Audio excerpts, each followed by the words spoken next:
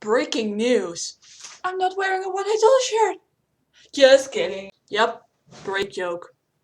Yay! This shirt, it has been owned and worn by Kimberly Freeman. Hi everyone. Today we're going to talk about, you guessed it, Break.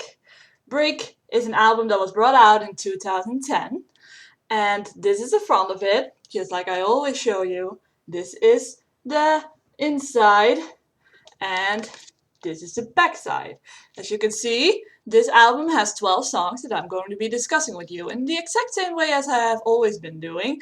Namely that I'm going to go through it song by song and tell you what I know about it fact-wise and what I think the lyrics and the music together, what they mean. The first song of the album is Airplane Man, and Airplane Man has been written for a friend of Kimberly who is a bodybuilder. So she said that this bodybuilder friend of hers had wings of his own, is what she is quoted in saying. And the wings come back in the song because use your wings to fly to somewhere grand, and an airplane has wings. So that is kind of like the metaphor that is going on in this song.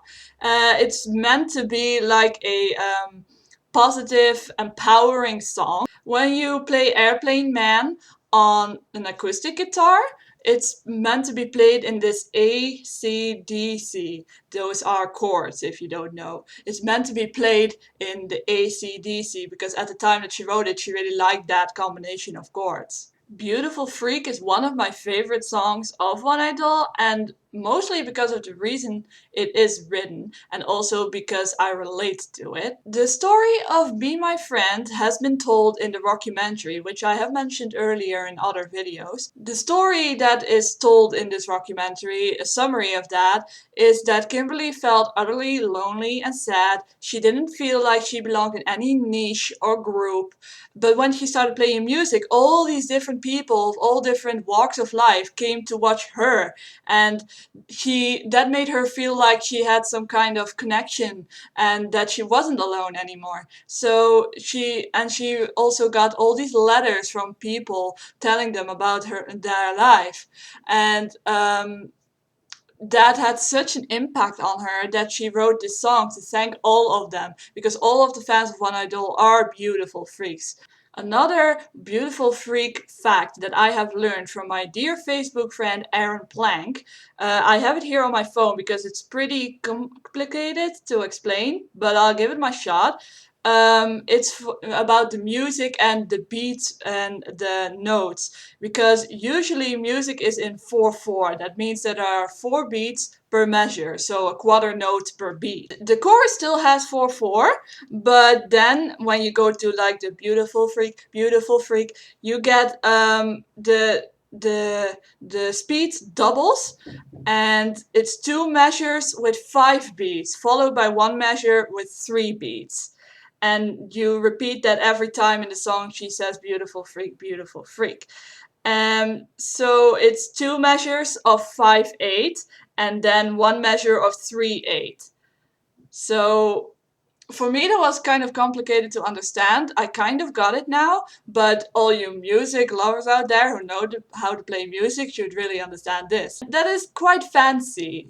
I've been told that this measure of music, that is very ambitious to play. What Aaron Plank also told me, thank you for that, is that the recording of the song was like the eureka moment when Junior officially became part of the band. He became the drummer of the band because number 3 was the drummer at that time, and he had a very difficult time playing Beautiful Freak. So Junior showed him how to play it, and that was perfect the way he played it. So Kimberly was like, "You're my new drummer now." So when that happened, they moved Junior to the drums, and number 3 became the bass player, which he already wanted to be. So that worked out perfectly. Guitar solo actually isn't played by Kimberly herself alone. It is also played by Guyman Adams, and according to Kimberly, he played the fancier stuff.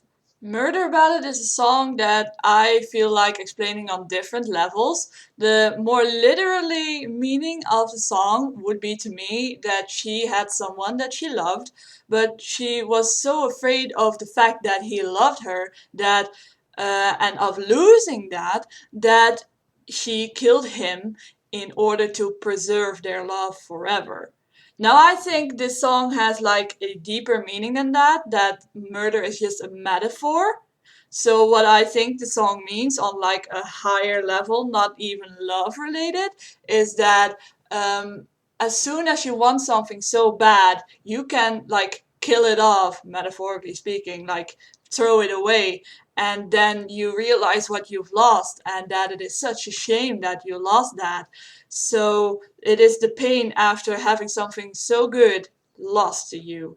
CJ Run is an interesting song to discuss because CJ Run might ring some bells.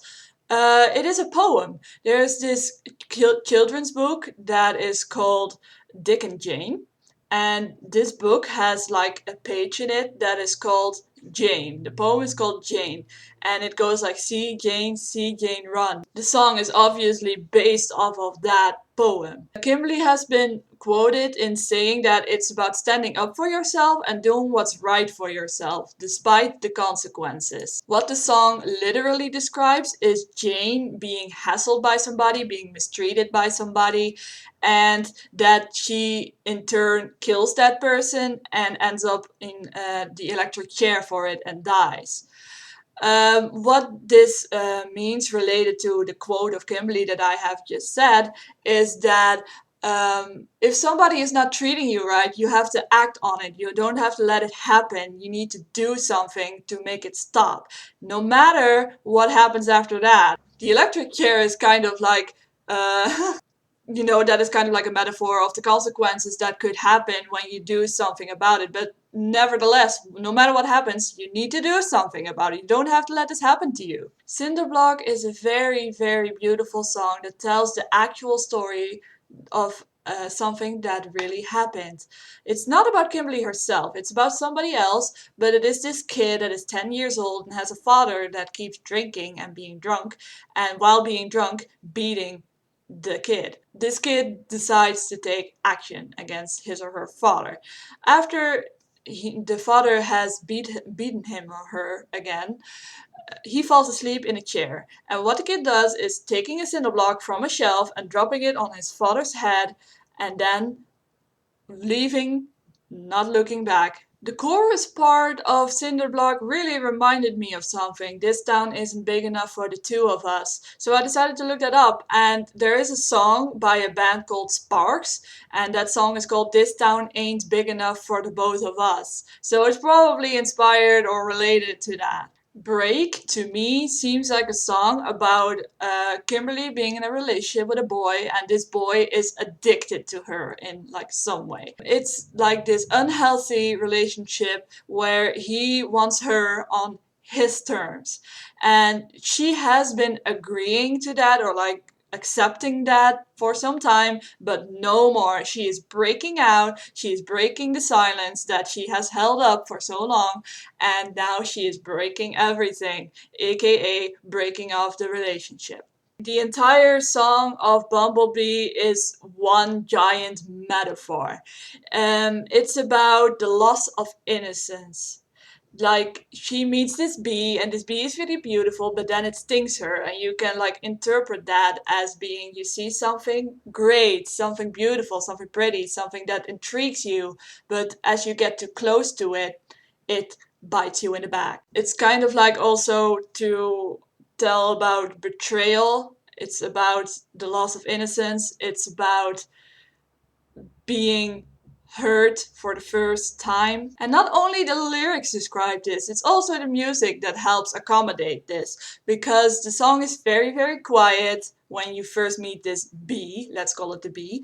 When you first meet this bee, the song is very, very quiet, but then as soon as the bee stings, the betrayal happens, the loss of innocence occurs, the music goes blaringly loud to indicate like literally indicating probably the pain of the sting, but it's also the pain of the sting of betrayal. Redneck Love Song is exactly what it says that it is, because it's definitely a love song. It's very cute. There's this guy that likes to visit the hoochie club and likes to give women $1, that kind of thing. But he is really, really in love with the person that he sings this to. It's like this very upbeat, happy song, because it's supposed to be a happy song and a love song, and definitely a redneck love song, because the way she pronounces words, the way she talks, is really in a redneck way. I have always claimed and will always claim that every One Idol song, or basically every One Idol song, has a deeper meaning, a metaphor to it. I can't really see it in this one. This one seems to be just a really nice, happy song about a redneck being in love with a woman. And I am very curious to see if any one of you knows a deeper meaning to this, so let me know in the comments below. Murder Suicide. As you know, the third song of Break is Murder Ballad, and those two can get confused, and that is very logical because they are kind of like related in what they are talking about. Murder suicide is the aftermath of having killed someone. Again, this is a metaphor, I think.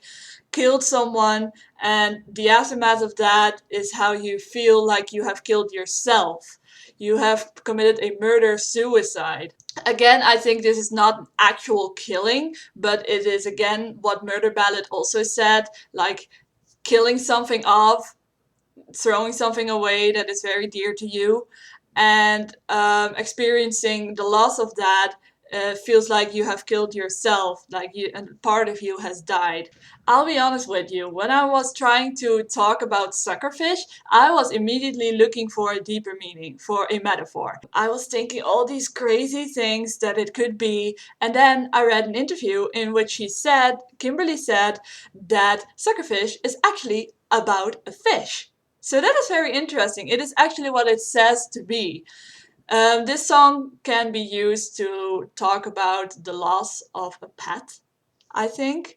For me, is that. The pet in question captures your heart, and when it dies, it takes your heart with you. And that is kind of like the fish sucked her heart out when it died. So I think that is a very beautiful meaning, and I'm going to stick to that, whether it is right or not. New Orleans was a song that actually intended to be what the lyrics say, namely that she was in New Orleans and she saw this guy, this boy named Orlando, and this guy died in her arms. She is disgusted by the city, New Orleans, and she doesn't want to return to that ever. That was why she wrote the song. But after she wrote the song and she made this promise to herself never to go back to it, then this witch came. She calls it a witch, which is a tornado called Katrina, and it wiped out the entirety of New Orleans. And she realized that the decision she had made with herself, the promise she had made with herself, was kind of stupid. Um, and now she sings this song as a reminder to herself not to keep stupid promises. New Orleans has almost no to actually none um, instrumentals. It is just her voice, and that is so beautiful because it really touches you deep in the core of your being, that her voice is so powerful and it doesn't need any instrumentals. It works better without it, I would say. So, and when she sings this live, she like goes into her own world with her eyes closed sometimes, and it is really magical and haunting to see that. Resurrection is the longest song on the album and probably one of the most underrated, beautiful songs of One Idol. And I would say even one of the better songs just in this world entirely. Resurrection is about when someone has died and you miss them so much that you wish they would haunt you in your dreams, so at least they're close to you in the dreams and you can see them there. The person kind of resurrects in your dream. Resurrection was written as the most light acoustic song that she has ever written, but it turned into the most metal song that One Idol has ever made, which is pretty cool. It's really heavy. While in the beginning it's like only her voice, and then suddenly the music starts, and music is phenomenal. So Resurrection is this really personal song to Kimberly, and I think that is noticeable in the way she sings it, the way the song is produced. It's a really, really good song that you need to listen to from beginning to end, because it has all these little facets in it that really work well together. And with that, we came to the end of the album Break. I think Resurrection is a really nice way to end the album. It's a really good closing off song. Break is the album that people say One Idol got really famous with. I think that is deserved. I think Break is a really, really good album. I also like how a lot of the songs from Break are from the Ghetto Princess era, and you can hear the obvious difference, how she got better through time, how they got better through time. I really, really like hearing that difference. Once again, I invite you guys down in the comments below to tell me what you think of the song, if you like it or not, and why that is, and also some facts that I haven't uncovered yet in my research, because I can't know everything. Bye! Thank you for watching.